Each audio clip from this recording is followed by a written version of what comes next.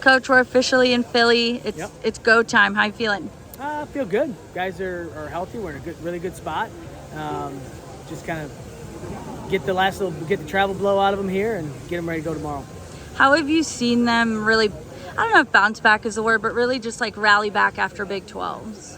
I mean, you never want to have a down or bad weekend. But I think for a lot of guys, I think it was maybe something that you need, you know.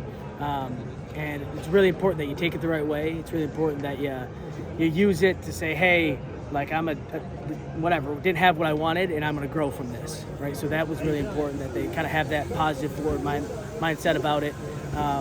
And you know what? We get another opportunity here. So that's exciting, and certainly don't have any pouting about it, and on to the next thing. So Dresser talked about how there was a really positive mentality and like the emotional thoughts going into this. How have you seen that in the guys? Like, how are they showing up in their, I don't know if it's practice or in their moods in the travel? How have you seen them? Yeah, I mean, at the end of the day, I mean, this is the biggest tournament of the year. It's the end of the year. This is kind of what you do, train and compete all year for. So it's kind of hard not to be excited about it. But certainly you see that in them. Certainly a heightened awareness. Like I said, coming off the last weekend, a lot of those guys didn't have what they wanted. And maybe just a refocus of like, hey, make sure that we have these certain areas down. Make sure the guys aren't getting to our legs. Make sure that we're finishing on top. All those things that we've talked about all year. Just maybe like a re-up or another kick in the butt and a reminder of like, hey, let's keep on the train and do everything we've been doing, but let's just try to do it at another level. Talk to me about what Evan Frost and Cody Chittum have to do to turn things around from maybe having things go sideways at Big 12s. Yeah, I think Evan's ready to go. He's ready to go. His biggest thing is make it really hard early in a match and not putting yourself in a hole, and make that match a long match. The longer the match goes, the better it is for him. So I think he's in a really good headspace there. And then Cody just continue to wrestle hard, wrestle smart. That's always my message to him is, and a lot of times you beat yourself. And you beat yourself by wrestling hard, by trying to do moves and wrestle. Mm-hmm. But at this level, we got to be really stingy and we got to be really tough and physical. But we can't just give up 3 points. Because it's hard when you get yourself in a hole. So that's kind of his message, and he's had a great week of just carrying that and practicing it in practice, right? Practicing being very stingy. And so, yeah, I'm excited to see where they're at. How about Panero? He got the number 4 seed, obviously Big 12 champion again, which is great. Mm-hmm. He had a very different mentality, just the way he was like carrying himself, the conversations we were having with them, just very much more focused, I guess. How have you seen him heading into this weekend, and what are you looking forward to when it comes to his competition? Yeah, Panero is always best when he has a chip on his shoulder. He's always best when he's got something to prove. And I think it's not lost on him the last time he was here, how his performance was, and he's not happy about that. And I think that's my message to him is, come here with something to prove. You don't want to erase what you did, because what you did was really great 2 weekends ago, but you mentally need to erase it, right? And say, hey, this is a brand new thing. This is something we've never done before, and we have to go after this thing, and we have to attack it, and we gotta prove everyone in here, what Panero is really about. So if he keeps that mindset, I like where we're going to be at. What about guys like Daniel Herrera? It's his first one. He felt really confident about earning that at-large bid, is what he's told us. What have you seen from him? How did you feel when he got the at-large? I think his body of work deserved it. He definitely has had some big wins this year, some big wins for him.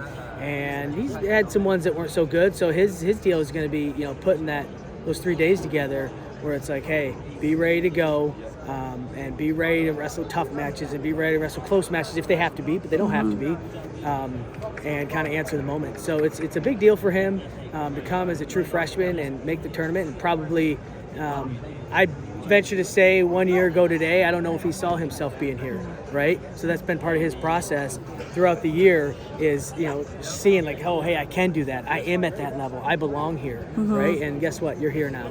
So let's take the most of that opportunity and go out and fight for everything.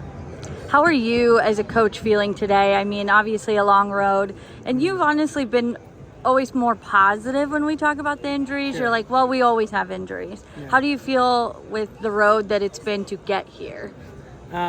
Yeah, I mean, as far as team-wide, I think you're frustrated about it, but there's nothing you can do. It's kind of out of your hands.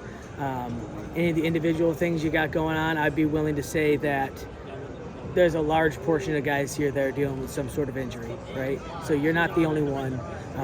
And at the end of the day, this is your opportunity. So let's go out there, and whether it's a minor injury or a semi-larger injury, whatever it is, go control what you control and compete hard.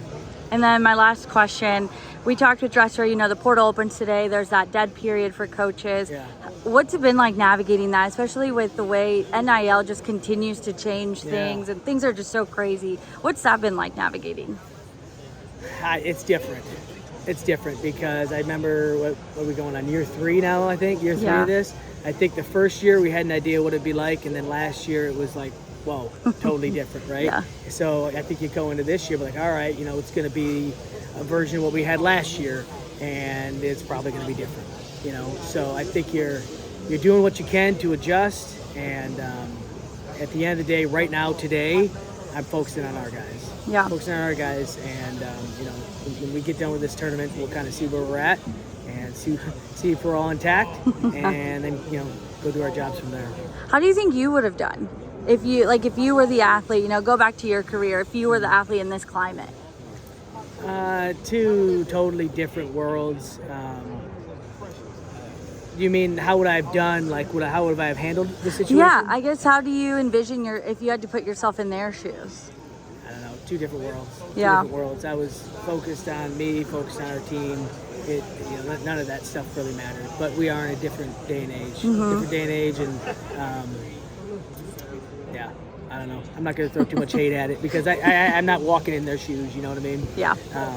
But at the end of the day, I'm a big believer in you go out on the mat, you compete for yourself, and you compete for your team, and you leave it all out there. So if you focus on that, the rest of the stuff usually kind of sorts itself out. So yeah. Thanks, Cody.